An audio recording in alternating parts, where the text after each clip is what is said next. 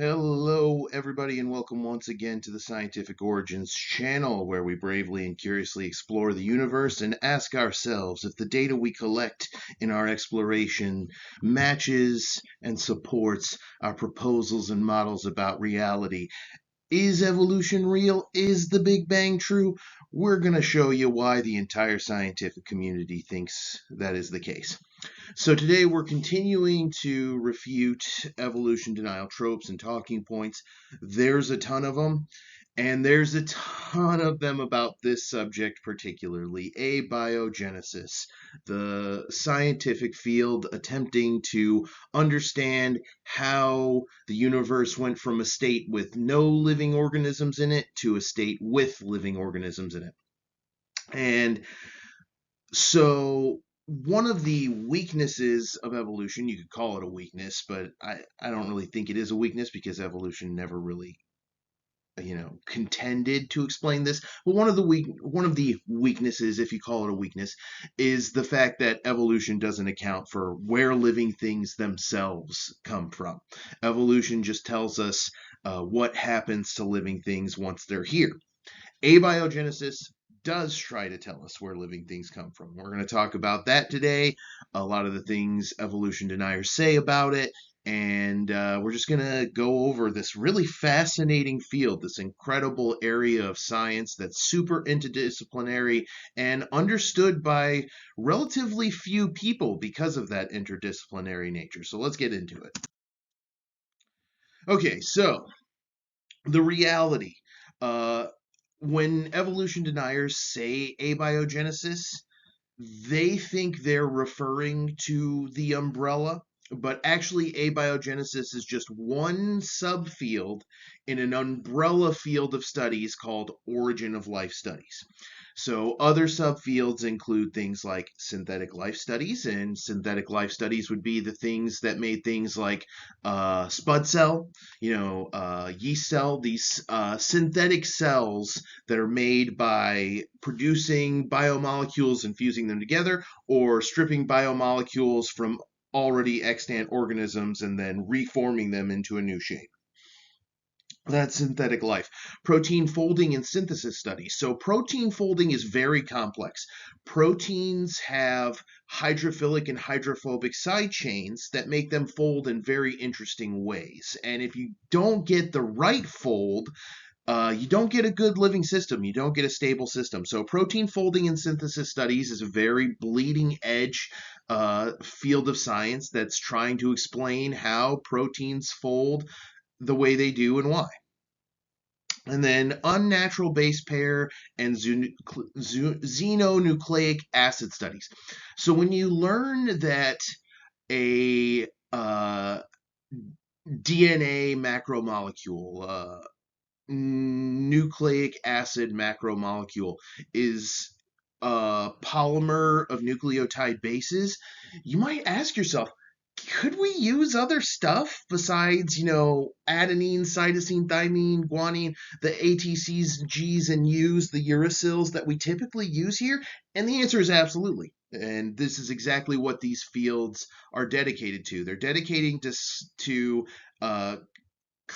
constructing and studying other forms of biological information storage systems like what DNA and RNA are, but they don't use the typical components used in those systems. They're trying to imagine the fundamental unit of life for organisms elsewhere in the universe, and that's really freaking cool. So that is the umbrella field that abiogenesis. Oh, and freak. So I almost forgot it in the when making this presentation, and I almost just forgot it while giving the presentation. Astrobiology. That's another really important field that we were kind of talking about. So moving on, abiogenesis is likely to change. It's a very provisional model because it's trying to solve a very ancient question. It's trying to solve a really, really old cold case. The 4.3 billion year old cold case, where we don't know if we even have enough evidence to solve it. We're trying to, anyways. And as a result, it is provisional and way more likely to change and experience much more significant changes than evolutionary model is.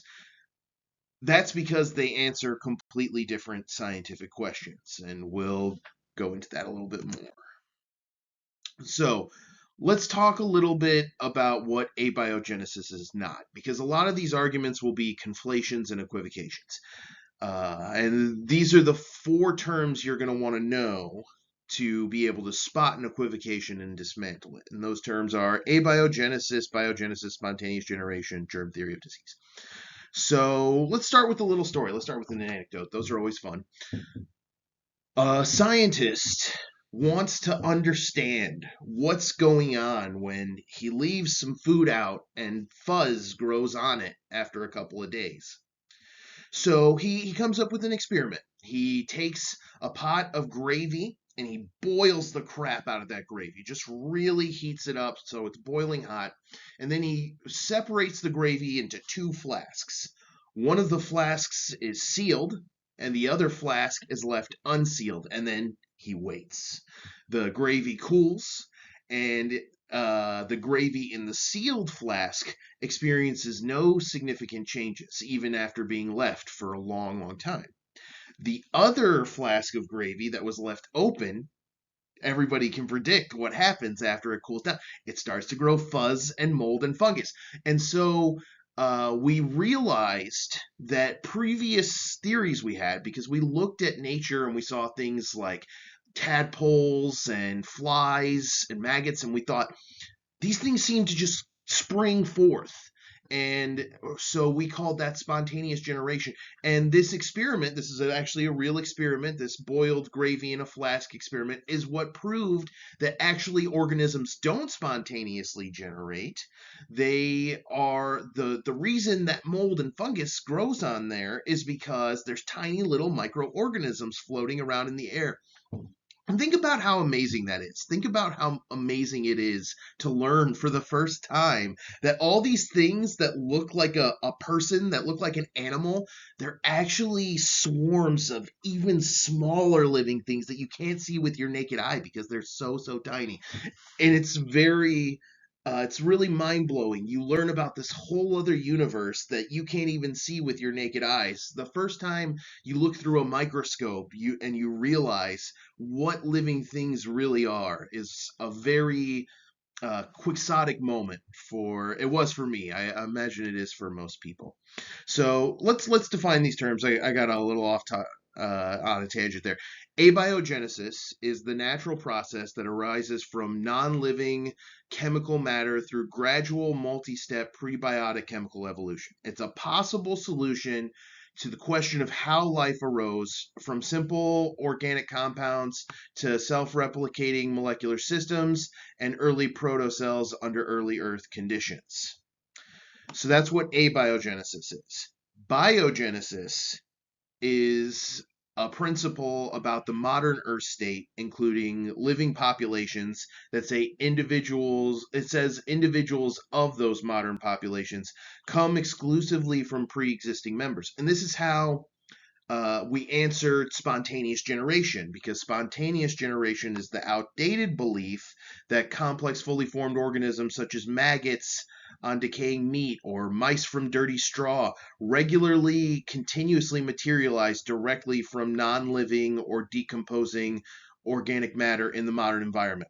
And the principle of biogenesis just says, this doesn't happen. Things don't just pop into being without a mommy and a daddy. And it might seem weird that you need to explain that if you didn't know the context of things like flies and tadpoles, these things that seem to spring forth as if from nothing.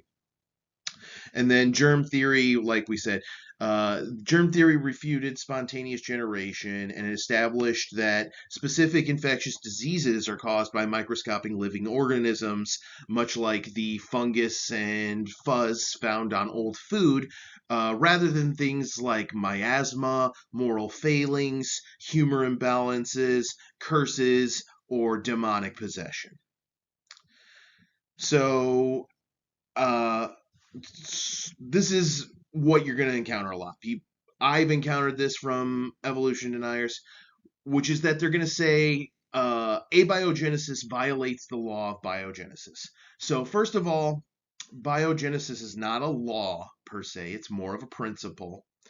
And it disproved a different possible solution. It didn't disprove abiogenesis, it disproved spontaneous generation, which is things like mice and tadpoles just popping into existence. Not the same thing as abiogenesis, you'll notice, which is about prebiotic molecules, chemistry, creating replicators inside of a membrane, which becomes a protocell, and then that protocell evolves, and then billions of years later, you've got an organism. Not the same thing at all. They're being conflated.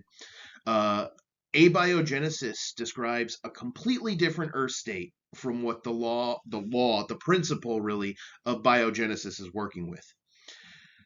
So let's describe a little bit what abiogenesis is so you don't get confused. Darwin speculated life might have begun in a warm little pond with all sorts of ammonia and phosphoric salts, light, heat, electricity, and etc. present. And certainly simple organic compounds can accumulate in shallow standing water, and driven by lightning or UV radiation, they can concentrate into self-replicating molecules. That is what is sometimes referred to as the warm little pond hypothesis. And there's a more evolved version of it today, the TGF, the terrestrial geothermal fields hypothesis. But that is one of the early conceptions of abiogenesis from Darwin himself. So another possibility is that extremophiles may have been the first living organisms. And extremophiles are organisms that are capable of surviving environments that are completely lethal to most organisms. And there's a category of extremophiles called thermophiles, organisms that are capable of surviving extremely high temperatures. And we still find these organisms along alkaline oceanic vents. The theory is that organisms found on mineral-rich, warm, fluid-bearing alkaline vents interacted with acidic, iron-rich seawater on a rock surface that generates proton gradients and drives early biochemical reactions. That is a pretty compelling hypothesis, especially once you take into account things like QT32 and QT45. So QT32 and QT45, QT32 predated QT45. It was a theoretical ribosome, which would be a self-replicating polypeptide, not a ribosome, sorry, a self-replicating polypeptide, rather, an amino acid chain that is 32 bits long, and literally all it does is self-replicates. Theoretically, this could be the point at which evolution begins, because as it replicates, there will be copy errors, mutations, and selection will it'll act on those mutations. So if one of those copy errors, mutations, makes the catalytic reaction time lower, makes the activation energy lower, makes the, it changes the molecular geometry so that the electrons orbit more easily. Any number of these things can cause a selective pressure that's going to make that replication outperform other replications. And basically, that's where evolution starts. Now, what's interesting is people always said, well, this is just a thought experiment. I don't think we'll ever get a polypeptide that has that few bits and is stable, until QT45 comes along, which you can guess what QT45 is. It's a 45-bit self-replicating polypeptide that does all the things QT32 would have done hypothetically, but it's a real thing. So that adds some credence to that hypothesis. And then you got terrestrial geothermal fields. I've got these a little out of order. Maybe I should have said Oprah and Halden first, but we'll just do it this way. Terrestrial geothermal fields, that all of these different hypotheses have benefits and drawbacks and little problems that we're working out still. But what terrestrial geothermal fields has working for it is wet and dry cycling. So the wet and dry cycling allows breaks from hydrolysis, which is water breaking down organic compounds, which is something that can happen. Wet and dry cycling allows breaks from hydrolysis which allows for polymers like RNA and lipids to link together. And when re-wetted, these nucleotide polymers can get encapsulated in the lipid vesicles. And a replicator inside a lipid vesicle, technically that's a protocell. Isn't that fun?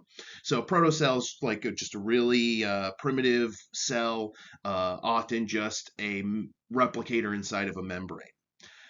So, and we'll talk more about those, I think, in this presentation. Either that or they'll be their own presentation. So then the Oberon-Haldane hypothesis. So this is the earliest thing here. Well, maybe not the earliest. It came a little after Darwin's comments about the little warm pond, but earlier than a lot of this other stuff. So the Oberon-Haldane hypothesis was about the reducing atmosphere on the early planet, and a reduction reaction just means that there's no oxygen, which prevents things from oxidizing and allows for because these things aren't oxidizing, they can react to other biomolecules in the ocean. And so Haldane and Operon proposed that this reducing mixture of gases could react with things in the ocean, and they theorized that it could form amino acids and biomolecules, and that was eventually tested by the Miller-Urey experiment, which we're definitely going to talk about. Right now, actually, I think we're about to get right into it. So, biomonomer polymer chemical synthesis. So, what a biomonomer and biopolymers are is they are the things living things are made up of. So, a monomer is like a single link in a chain, and then a polymer is like the whole chain. So, literally, a polymer is just a bigger thing that's made up of identical smaller pieces, identical-ish. So biomonomers and polymers, they're all made almost entirely by just 6 compounds, y'all. The CHONPS compounds. CHONPS. Carbon, hydrogen, oxygen, nitrogen, phosphorus, and sulfur. And these compounds are the building blocks of literally every scrap living things are made of. So, and a couple of other trace elements are thrown in, but almost everything is made up almost entirely of those 6 compounds, and they all have really fascinating reactions to one another. So carbon is super reactive. It's an extremely reactive, highly bondable chemical that's capable of forming bonds with itself and all of the other items on that list. And hydrogen, very reactive, as you probably know. It is the first chemical on the periodic table, so it has 1 proton and 1 electron, which makes it really good at balancing out electrical charges because it adds exactly 1 or takes away exactly 1. Then oxygen, nitrogen, a bunch of these are similar to carbon. They're close to carbon on the periodic table, which means they have a really similar number of valence electrons, a really similar number of protons and neutrons, and they have similar molecular geometry. And because of those molecular geometry and other characteristics, they're very reactable, they're very bondable, and this is why pretty much all living things are made out of them. So those are the chemicals, those are the elements. The biomonomers and polymers themselves, as surprising as it might seem to you with how kaleidoscopic living things are, there's actually only 4 biomolecules that pretty much all living things are made out of. And those biomolecules, I have them listed here. And I have them listed with the monomer on the left and the polymer on the right. So for nucleic acids, RNA and DNA, the polymer on the right there, the monomer on the left, nucleotides, nucleobases, your individual adenine, cytosine, thymines, guanines, or uracils, those are the monomers, and you put a bunch of those together and you get the polymer known as RNA or DNA, or nucleic acid. And then amino acids, proteins, There's 20 standard amino acids. Every one of them is going to be an R group uh, combined with an amine. So they're literally, you can draw them like a stem and leaf plot. They're fascinating. And they are the catalysts, the doers, whereas the nucleotides kind of store information. These are the things that do things. Interestingly enough, I have them listed one after another because RNA is capable of doing a lot of the things that amino acids do. So that's why the RNA world hypothesis is one of the more prevailing models of how life emerged. Because if you just have RNA and triglycerides, those are actually sufficient to get a living system going because RNA can both store information, it can catalyze, it can move and do things, and the lipid can create the storage for long-term energy. So that's technically all you need to get a protocell going, and we see protocells like that. And then you got monosaccharides and carbs. These are good for short-term energy. They provide structure, scaffolding, and support. They're not so much the meat and potatoes of a cell itself, but they will often serve as the underlying grid work that keeps a cell afloat, basically. And then you got your triglycerides and your lipids. These are really easy to produce, self-assembling membranes. They're produced by almost every soapy reaction. They fatty acids, y'all. It's just a fat acid. And they are usable because you can see how a membrane is very useful to a replicator, even if that replicator isn't self-aware at all, because it protects it from the environment, protects it from free radicals, it protects it from other predator reactions that want to consume it and use its subsequent parts. Inside of the lipid, it's safe from all those things. So you can see how selection would select for the replicators inside the lipids against the replicators outside the lipids. Really fascinating stuff. I wish I knew more about abiogenesis. I know enough to talk about it, as you can tell, but like I said, not a lot of people truly understand this field. All right, so we talked about the biomolecules. Now let's talk about the experiments we've done that have produced the biomolecules, and there's a buttload of them. So one of the most famous ones is the one listed here at the front here, Miller-Urey, the Miller-Urey experiment. And what Miller-Urey did was it tested the Haldane hypothesis.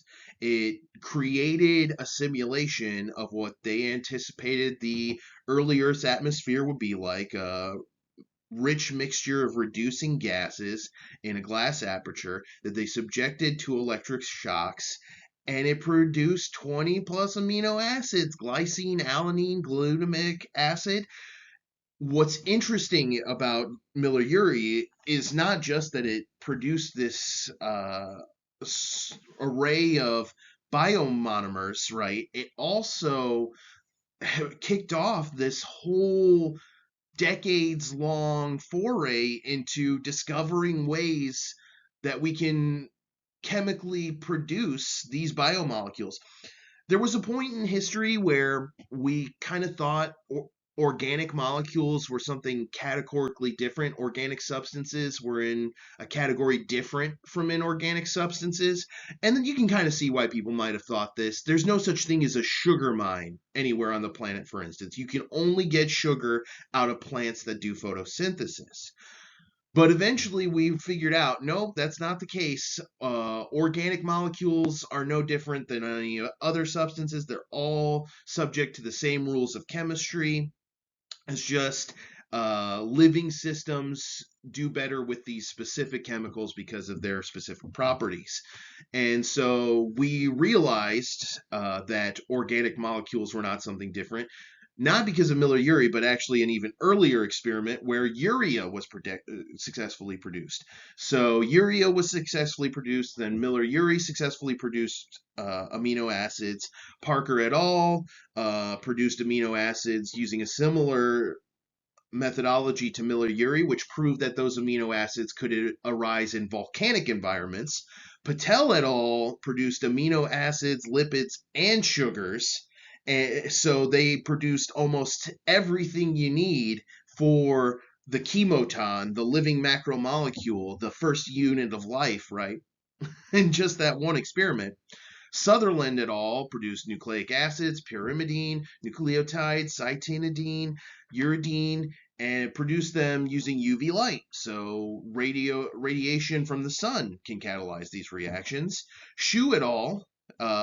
Used similar uh, processes to Sutherland, and they produced a couple of extra things, some more nucleotides, adenosine and guanosine, and basically they established a chemical pathway that yields all the RNA bases, uracil, uh, adenine, thymine, and cytosine.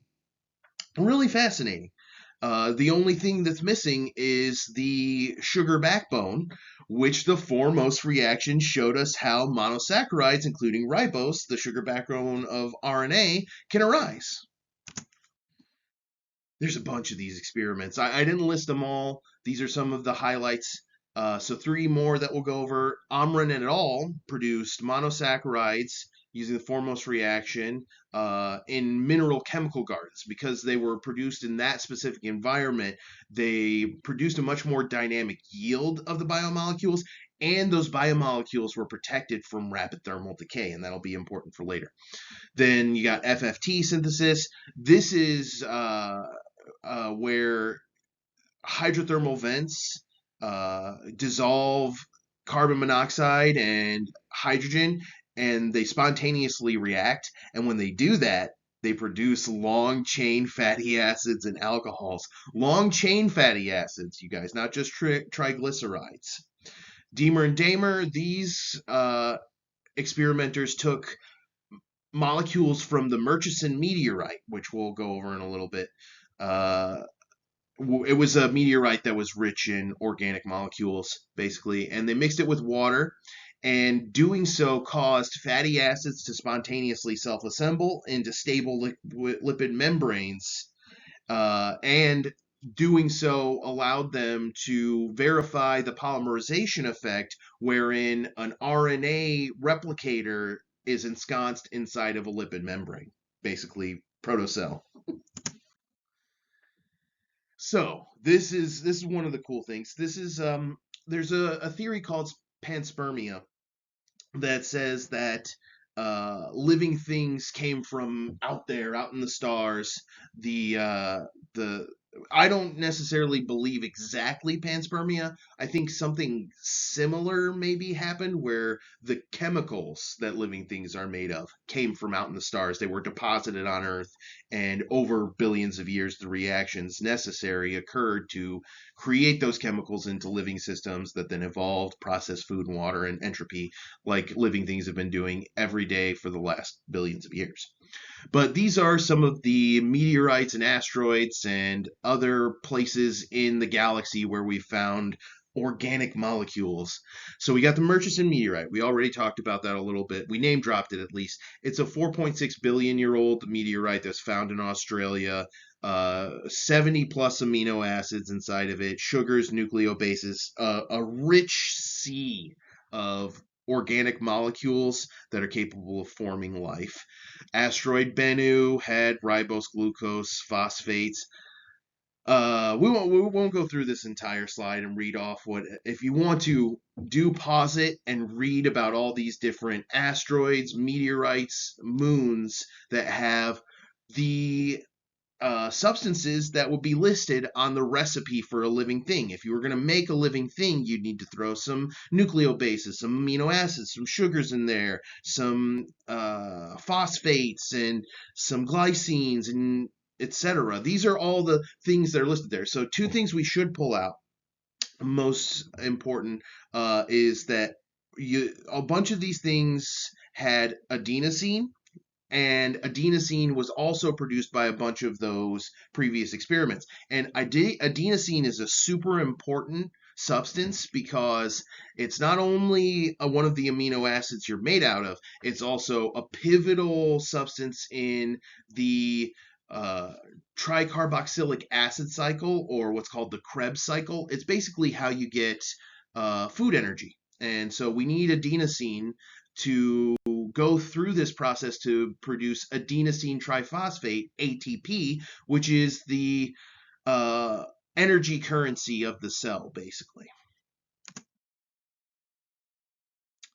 So let's, for the sake of the argument, let's say abiogenesis is proven utterly impossible tomorrow, right? Somebody, just find some way that this can't happen. It's not going to happen. It's just hypothetical for a thought of the experiment. So let's say this happens. Will evolution be disproven? No. No, unfortunately. Sorry to get your hopes up, evolution deniers. No, abiogenesis not being settled or even being outright disproven is not going to have an impact on evolution, because evolution does not attempt to explain the existence of living things. Evolution explains what happens to populations of living things over time as a result of the fact that some mutations that occur are going to be beneficial, and some of those beneficial mutations are going to be preserved by selection, and over time those mutations that are preserved add up, and you get evolution. You get a population changing, undergoing gradual changes that add up to pretty big changes. This theory is unlikely to go through any especially huge reformations, especially any that touch some of the central concepts like, natural selection. Pretty much nobody's disproving natural selection. That's not going to happen. Abiogenesis, however, does attempt to explain the existence of living things, and it does so using prebiotic chemistry, astrophysics, astrobiology, and protocell synthesis and evolution. Abiogenesis can pretty much only strengthen evolution. Evolution cannot be weakened by abiogenesis being completely disproved, and knowing the exact path that life took to develop on Earth can only strengthen evolution. It'll only answer more questions that we have about evolution. And even if disproved, it's not going to have any effect on the evidence supporting evolution, which is already overwhelming. So this is quickly becoming the longest of these videos that I've made so far. But like I said, this is such a huge subject, so we're going to take a minute and we're going to try to tackle a bunch of these as quickly as we can. These are more, arguments in the abiogenesis area that you're likely to hear. An evolution denier might say abiogenesis is speculative. That's true. I think all science is speculative. It's not really much of a takeaway. It's not really much of a takedown, rather. But as speculative as abiogenesis might be, in that we have these models, we don't know if it was, hydrothermal vent or land thermal field generation, or some combination of multiple different hypotheses. That is unknown. What is known is life arose through abiogenesis. There's no other way life could have arisen except for abiogenesis. And ironically, even the evolution deniers, especially if they are young earth creationists or religious creationists of some kind, they probably believe in a version of abiogenesis. It's just a divinely fueled abiogenesis. God is the thing that takes the universe from being in a state in which there's no living things to a state in which there is living things. So isn't that fun? They might say abiogenesis is statistically improbable, impossible. It's unlikely, or it just outright can't happen. So these are, we already tackled a lot of the arguments that are being used to make this argument in the Is Evolution Mathematically Probable video. And it is basically the same thing. So they're reducing it to a single trial and saying, because the odds in this one trial are so high it could never happen, forgetting that we're talking about something that has decillions of trials, because there's trillions of biomolecules on just the surface of the ocean undergoing these reactions. So the trial's happening over and over again. So the trial number of trials is actually very high, which means even things that are improbable are likely to actually happen. That's just addressing it quickly. If you want the more deep address, go watch the math video. And then this one you'll hear a lot. You'll hear saying, Miller-Urey was a failure. All it produced was toxic goo. So the irony is that toxic goo is actually exactly what Miller and Urey was hoping would be produced. It was the sludge of amino acids, non-racemized amino acids, meaning they weren't all left-handed or all right-handed. They were, dichotomous. They could be either left or right-handed, but they still produced right-handed amino acids, and it produced amino acids that humans live. So they'll say it didn't produce viable amino acids. That's not true. It didn't produce right-hand amino acids. That's not true. All of that's not true. And then another one you'll hear a lot is, well, why isn't abiogenesis still happening? Why don't we see things popping into existence? Abiogenesis requires protein, sugar, energy, and there's a bunch of living things already around using up all that stuff. If there's any ambient quantities of that sitting around, it doesn't sit around for long. Something living comes and snatches it up. So that's why abiogenesis is not still happening here. Might be happening on other planets. Remember some of those moons we talked about? There's a specific moon that has all of the chomps elements, and they're going through a wet and dry cycle, much like what we think would have happened on early Earth. So watch that space, you guys. Might be some living things there popping up eventually. So molecules decay too fast for abiogenesis. This one you'll hear in the response is, which molecules decay too fast for what? Because it really depends on what reaction and what reactants we're talking about for you to make the claim that things decay too fast. What they're generally going to be talking about is they're going to be talking about organic molecules that are in the ocean, because hydrolysis does, water can degrade and erode these things. We have answers for this. There's wet and dry cycling, there's clay and mineral surfaces that can counter those effects and preserve molecules long enough for them to undergo these interactions. So that one falls flat too. So let's conclude the longest of my refuting all evolution denial tropes videos so far. Actually, it's not the longest. It's the longest one I've done solo. Me and Mike did one that was longer, but that was the two of us. This is the longest one I've done solo. Let's talk about the fact that abiogenesis is freaking awesome. It's so cool. It's easily one of the most auspicious scientific endeavors ever undertaken, aimed at answering one of the most paramount, one of the hugest questions humans ever asked. We're attempting to solve a 4 billion year old cold case. We're attempting to put together a 4 billion year old puzzle. We don't got the box. We don't know if we have all the pieces. We don't know what they're supposed to look like when they're all assembled, but we're making progress anyways. And if that isn't the perfect metaphor for the scientific endeavor, I don't know what is.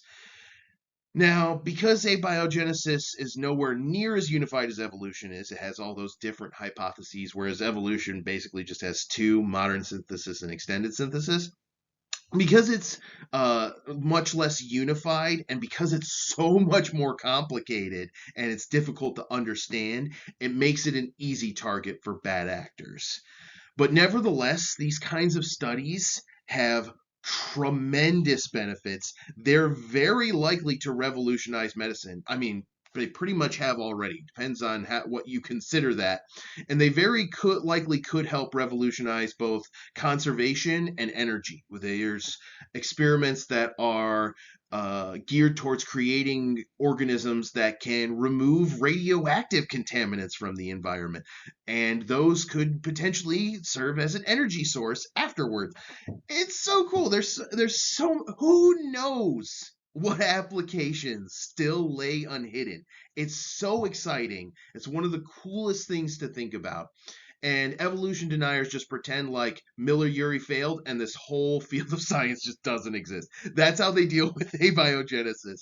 So hopefully this video equipped you with everything you need to absolutely shatter that. And by all means, just share it directly with them if you want, so you can rub it in their face a little bit. Yeah, oh yeah, the Miller-Urey experiment totally failed, and there isn't a whole field of science.